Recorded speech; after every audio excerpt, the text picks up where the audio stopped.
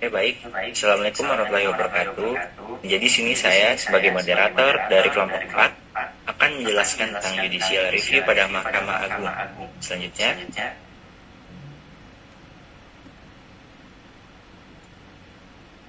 dalam kelompok 4 ini beranggotakan pertama ada Reza Herawati, ada Aris Stefanus, lalu Yosia Buha, lalu ada saya sendiri Renika, lalu dan terakhir Amos Haryadi Panjaitan. Selanjutnya, untuk slide pertama ini akan dijelaskan oleh saya sendiri. A. Uji material Perpres PLTSA Aisyah Aidila dan kawan-kawan versus Republik Indonesia.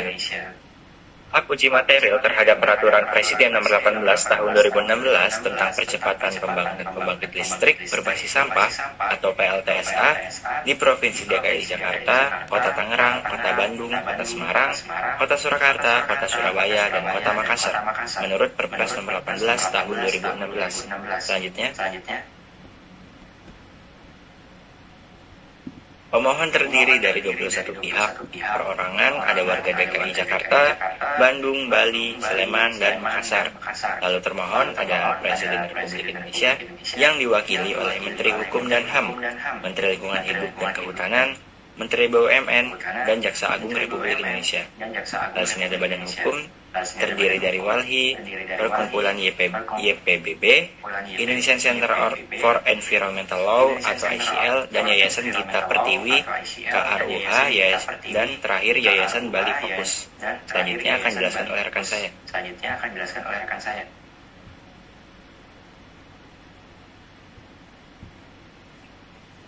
Lalu ada objek sengketanya yaitu Perpres RI nomor 18 tahun 2016 pasal 1 angka 3 membatasi teknologi PLTSA hanya pada teknologi thermal, gasifikasi, insinerator, dan pirolisis. Bertentangan paradigma pengelolaan sampah sistematis menyeluruh Undang-Undang 18 tahun 2008. Pasal 3 ayat 1, Kepala Daerah berwenang menunjuk atau menugaskan BUMD atau Badan Usaha Swasta untuk membangun PLTSA tanpa lelang. Bertentangan prinsip persaingan sehat dalam Undang-Undang Jasa Konstruksi Pasal 17 ayat 1.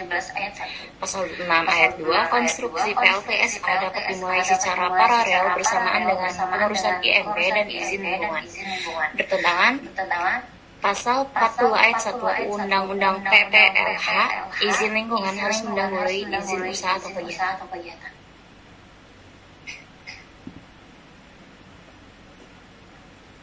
Alasan gugatan para pemohon: 1. Izin lingkungan paralel. 2. Teknologi thermal versus paradigma baru.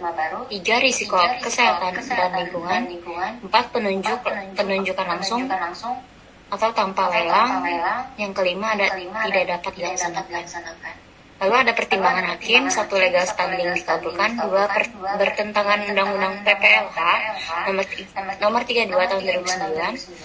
Nomor 3. Bertentangan Undang-Undang Pengelolaan Sampah nomor 18 tahun 2008. Nomor 4. Bertentangan Undang-Undang Kesehatan nomor 36 tahun 2009. Nomor 5. Bertentangan Undang-Undang nomor 12 tahun 2011 tentang pembentukan peraturan. Amar putusannya berbunyi: 1. Mengabulkan permohonan keberatan hak uji material dari seluruh para pemohon. 2. Menyatakan Perpres RI nomor 18 tahun 2016 bertentangan dengan Undang-Undang nomor 32 tahun 2009 PPLH, Undang-Undang nomor 36 tahun 2009 Kesehatan, dan Undang-Undang nomor 12 tahun 2011 pembentukan peraturan. Nomor 3. Memerintahkan Presiden RI untuk mencabut Perpres RI nomor 18 tahun 2016. Nomor 4. Memerintahkan Panitera MA mengirimkan petikan putusan kepada Percetakan Negara untuk dimuat dalam Berita Negara. Nomor 5. Menghukum termohon untuk membayar biaya perkara sebesar Rp1 juta. Untuk slide selanjutnya saya serahkan kepada rekan saya.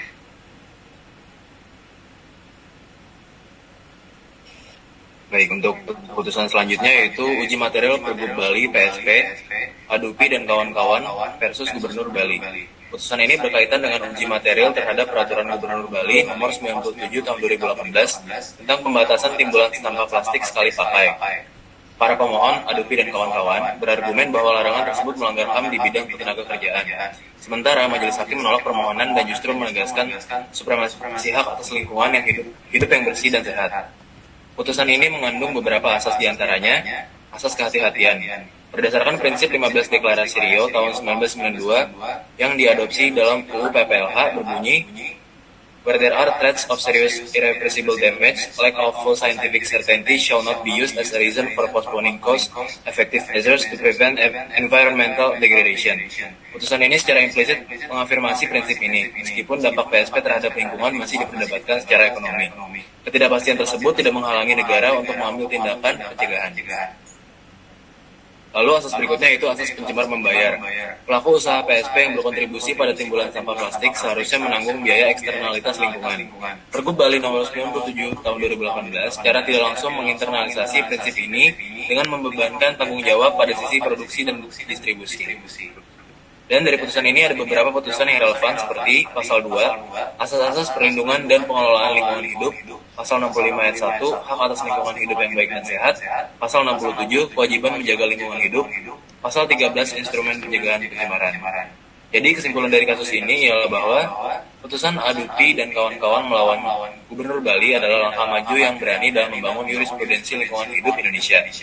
Ia berhasil menempatkan hak lingkungan pada posisi yang seharusnya, sebagai fondasi bagi seluruh HAM lainnya.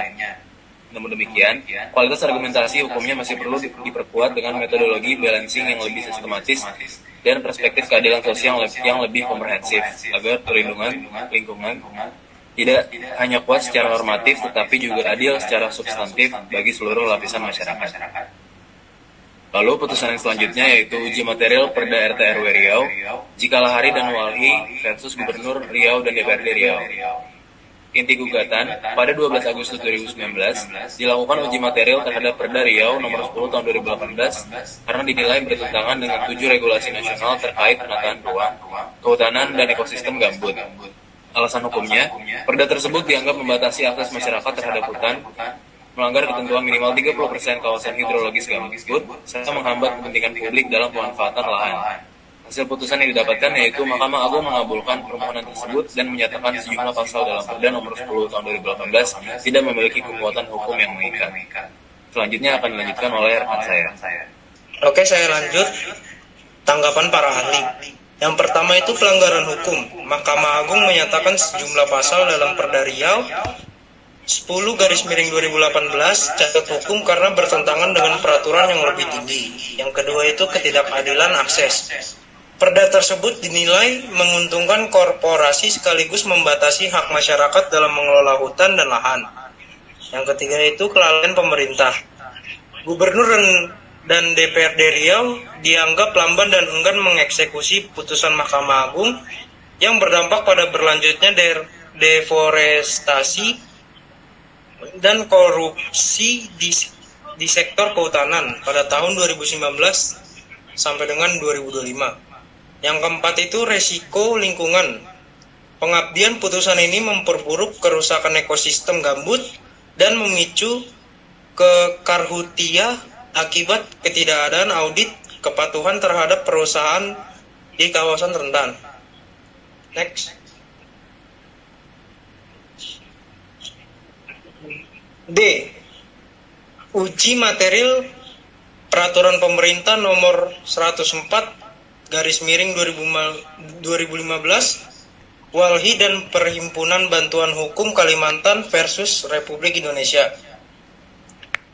Gugatan ini diajukan oleh Walhi dan PBH Kalimantan terhadap pasal 51 ayat 2 Peraturan Pemerintah Nomor 104/2015 yang memberikan kelonggaran bagi perusahaan perkebunan untuk tiap beroperasi di kawasan hutan lindung atau konservasi selama 1 daur tanaman pokok, asalkan mereka telah memiliki izin berdasarkan rencana tata ruang daerah.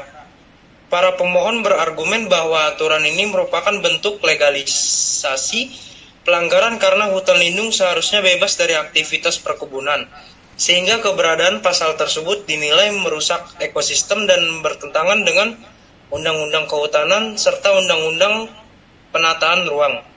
Namun Majelis Hakim Mahkamah Agung memiliki pandangan berbeda dan menilai bahwa mencabut seluruh tanaman perkebunan secara mendadak justru akan meninggalkan lahan kosong yang tidak produktif. Sebaliknya, tanaman yang sudah ada bisa digunakan sebagai pelindung untuk mendukung penanaman pohon hutan asli atau restorasi di sela-selanya.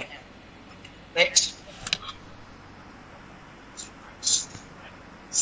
Sebagai jalan tengah, hakim mengeluarkan putusan inkonstitusional bersyarat, yang artinya pasal tersebut tetap berlaku, namun dengan batasan yang sangat ketat. Waktu operasional perusahaan dibatasi maksimal 15 tahun sejak masa tanam, dan perusahaan dilarang melakukan penanaman kembali atau replanting setelah masa tersebut habis. Langkah ini diambil untuk menyelesaikan konflik sejarah antara kebijakan pemerintah pusat yang ingin melindungi hutan secara top-down dengan kebijakan pemerintah daerah yang melakukan desentralisasi tata ruang yang seringkali tidak sinkron sejak zaman Orde Baru. Jadi kesimpulan dari putusan ini ialah putusan ini merupakan solusi moderat yang mengutamakan pemulihan lingkungan tanpa mengabaikan realitas konflik lahan di lapangan. Mahkamah Agung secara bijaksana memberikan kepastian hukum dengan menetapkan batas waktu 15 tahun sebagai masa transisi bagi perusahaan untuk mengembalikan lahan tersebut kepada negara, sekaligus memastikan bahwa perlindungan hutan lindung tetap menjadi prioritas utama melalui larangan penanaman kembali demi menjaga keanekaragaman hayati. Saya kasih lanjut dengan rekan saya. Uji material RT/RW Konawe Kepulauan Abidin DKK versus Bupati Konawe Kepulauan DKK. Pada kasus ini, Mahkamah Agung memenangkan warga karena menganggap Pulau Wawoni terlalu kecil dan rapuh untuk dijadikan tempat tambang, sehingga aturan tata ruang atau RT/RW yang membolehkan tambang di sana resmi dibatalkan. Hakim setuju bahwa menambang di pulau sekecil itu bakal merusak lingkungan secara permanen dan melanggar hukum perlindungan wilayah pesisir. Selain itu, hakim menilai pemerintah daerah tidak adil karena memaksakan industri tambang yang justru mengancam kebun cengkeh, kelapa, dan pala milik warga yang selama ini menjadi sumber penghasilan utama mereka. Jadi, putusan ini menegaskan bahwa alam dan nasib petani di pulau kecil harus lebih diutamakan daripada kepentingan perusahaan tambang.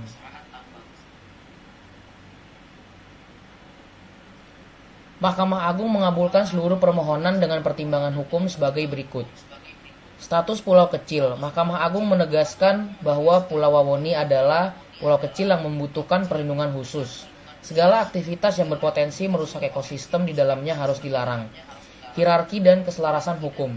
Ketentuan tambang dalam Perda tersebut bertentangan dengan peraturan yang lebih tinggi, Undang-Undang 27 Nomor Tahun 2007, di mana pemanfaatan pulau kecil diprioritaskan untuk konservasi, pendidikan, penelitian, dan budidaya laut, bukan untuk industri ekstraktif yang merusak.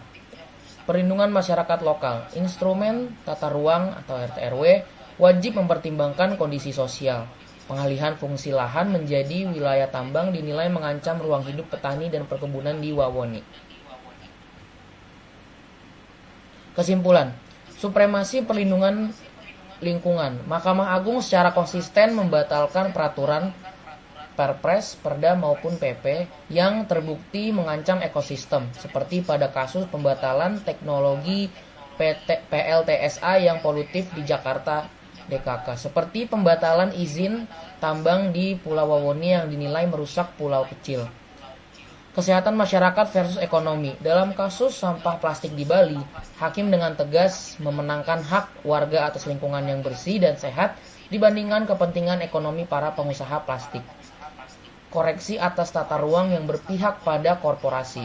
Kasus di Riau dan Kalimantan menunjukkan bahwa hukum berfungsi sebagai pengontrol agar kebijakan tata ruang tidak hanya menguntungkan korporasi, seperti legalisasi kebun sawit di hutan lindung, melainkan harus menjaga fungsi ekologis hutan dan gambut. solusi moderat dan kepastian hukum. Hakim tidak selalu langsung memutuskan secara hitam putih, namun terkadang memberikan solusi transisi, seperti batas waktu 15 tahun di Kalimantan guna memulihkan fungsi hutan tanpa mengabaikan realitas konflik lahan yang sudah terjadi. Terima kasih. Baik, sekian dari kelompok 4. Terima kasih kepada teman-teman saya yang sudah membacakan slide per slide dari materi tersebut. Kita undur pamit. Wassalamualaikum warahmatullahi wabarakatuh.